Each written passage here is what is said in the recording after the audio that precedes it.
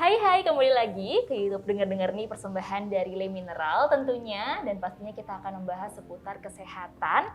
Dan saat ini seneng banget udah ketemu sama Dokter Clarissa. Halo. Halo semuanya. Nah ini kali ini kita akan membahas seputar santan, Dok. Oke. Gak apa-apa ya, Dok ya? Karena ini ya, Lebaran ya. Betul, Benar. kemarin itu ya waktu Lebaran kan makan aku sendiri tuh banyak banget, Dok, dari mulai opor, rendang, terus banyak banget lah pokoknya makanan-makanan yang mengandung santan. Dan mungkin teman-teman di rumah juga nih berlebihan gitu makan santan. Dengar-dengar nih, Dok, tapi kan santan itu banyak yang bilang berbahaya. Itu bener nggak sih? Sebenarnya ya ini nih, kita kan suka mengkambing hitamkan sesuatu ya. Jadi kalau santan sendiri tuh sebenarnya tuh nggak berbahaya. Kalau santan aja, jadi bukan kita makan santan sedikit langsung jadi kayak racun gitu, bukan. Santan sendiri juga mempunyai kandungan banyak yang baik, ada vitamin juga, tapi memang lemaknya banyak. Tapi selain itu juga ada hal-hal yang baik lainnya. Tapi yang bikin berbahaya itu adalah cara memprosesnya dan berapa kadar yang kita konsumsi, kayak gitu. Oh gitu, jadi selama nggak berlebihan itu tetap aman ya untuk dikonsumsi. Iya, benar.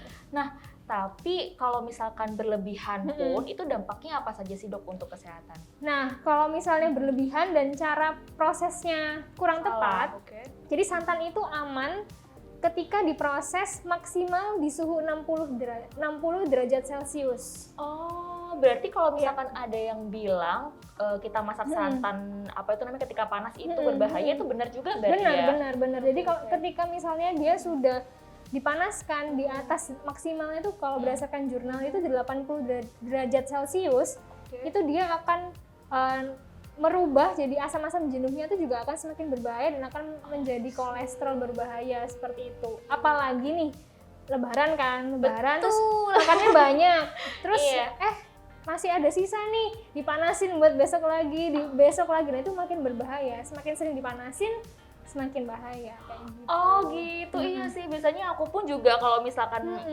masak buat Lebaran kemarin nih opor itu bisa kayak 3-4 hari. Iya benar. Sebenarnya itu yang bahaya. Kalau yang dipanasin terus-menerus gitu ya. Terus apalagi kalau misalkan kita makannya berlebihan gitu. Iya, betul. Oke, terus abis gitu kalau ada yang bilang, Dok, santan dikonsumsi langsung diminum gitu aja sehat. Itu berarti benar juga atau gimana?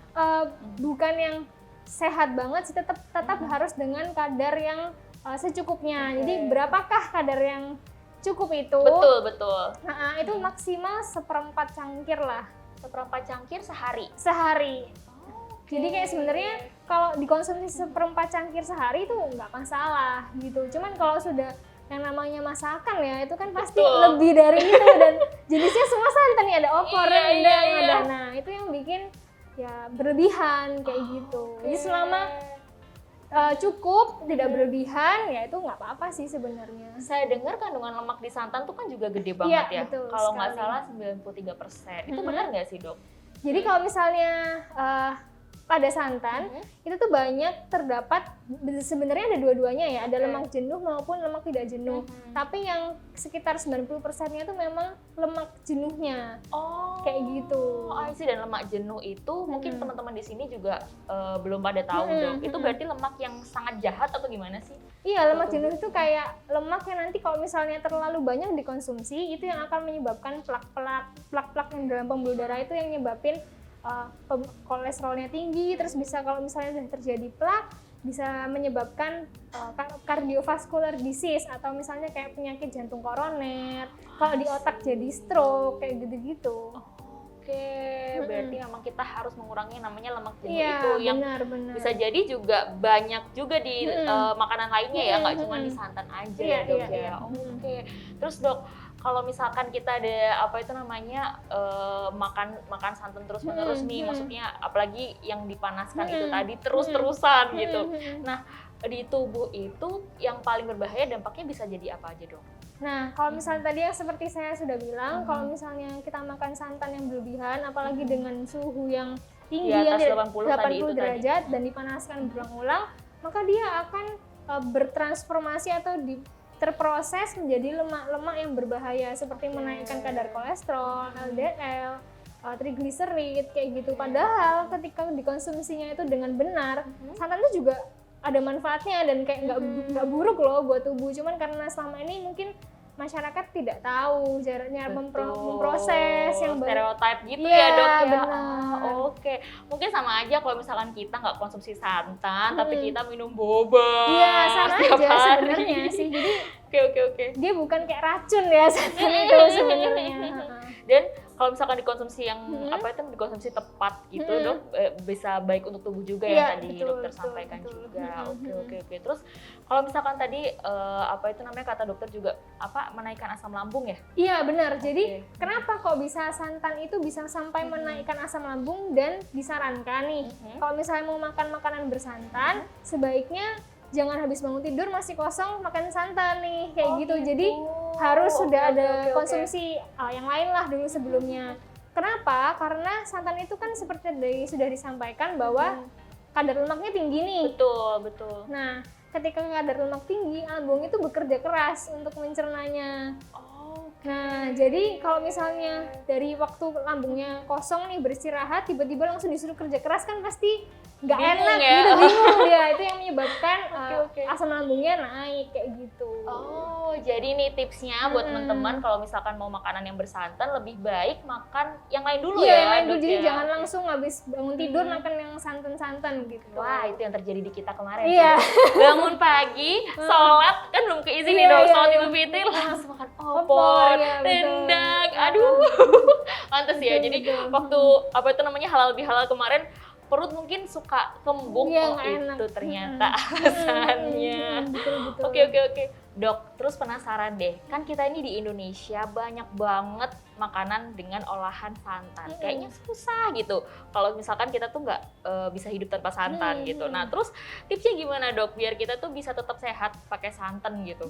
Oke, jadi tipsnya itu ada beberapa ya. Yang pertama itu bisa cara pemprosesannya. Jadi kan tadi seperti saya udah bilang kalau santan itu bahaya kalau di atas 80 derajat Celcius nih.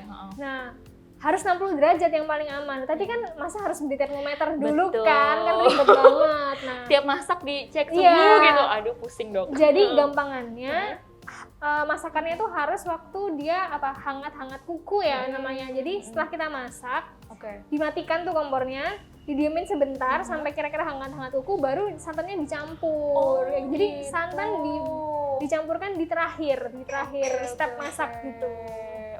Oke. Berarti waktu masak dimatikan kompornya, Iya. terus santan dimasukkan gitu. Tapi kalau misalkan kayak gitu nggak cepat basi ya dok ya? Ya itu memang kelemahannya karena dia pemprosesannya kurang lama, jadi akan lebih cepat basi. Jadi kayak tipsnya ya masaknya secukupnya aja, jadi supaya langsung dikonsumsi gitu. Yang penting tetap sehat gitu ya dok ya. Betul sekali. Masakan tetap sehat, masakan tetap enak, kitanya tetap sehat gitu. Oke. Terus kalau saya dengar nih ada juga yang mengganti santan itu dengan olahan susu. Nah itu lebih baik atau malah lebih buruk dok? Sebenarnya memang lebih baik sih. Lebih baik. Lebih ya? baik Oke. karena susu, tapi juga tergantung susunya ya. Kalau susunya yang kayak full cream yang sangat tinggi lemak juga sama aja. Cuman mungkin yang lebih sehat itu bisa diganti dengan susu almond. Kayak gitu, itu kadar lemak jenuhnya lebih rendah daripada santan. Jauh lebih rendah gitu ya. Daripada santan. Wah, terima kasih banyak dok. Mungkin ini tips yang sangat berguna kalau misalkan kita mau tetap pakai santan. Tadi ya dok ya, suhunya juga jangan terlalu tinggi. Terus habis itu kita juga bisa mengganti pakai olahan susu, termasuk susu almond tadi itu. Terus kalau misalkan nih dok,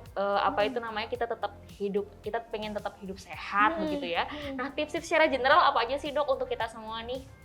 Oke, kalau misalnya mau hidup sehat, yang pertama pola makan. Pola makan kita harus seimbang kan. Jadi kayak nggak ada sih sebenarnya pantangan yang tidak boleh makan sesuatu yang sama sekali tidak boleh. Boleh aja. Yang penting batasnya tuh pada kadar yang tepat seperti itu.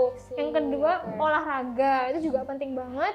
Yang ketiga ya menjaga pikiran supaya manajemen stres. Dan yang keempat yang kalah penting yaitu kita harus minum air yang cukup kayak gitu. Karena 60% dari tubuh kita kan cairan ya, gitu. Betul. Berarti memang konsumsi air itu penting banget ya dok ya. Kita sendiri tuh kadang lupa nih, kebanyakan minum kopi, terus boba, jadi airnya tuh luput gitu. Apalagi kalau misalnya kita kebanyakan makan santan tadi ya Betul dok. sekali. Bahaya banget. Aduh, jadi teman-teman di sini yuk hidup sehat, pilih mineral yang tepat. Yang sehat pilih teh mineral. Oke, sekian dulu episode kita pada kali ini. Kita telah membahas santan tadi itu ya dok ya. Jangan lupa terus saksikan dengar nih persembahan dari Le Mineral. Dadah.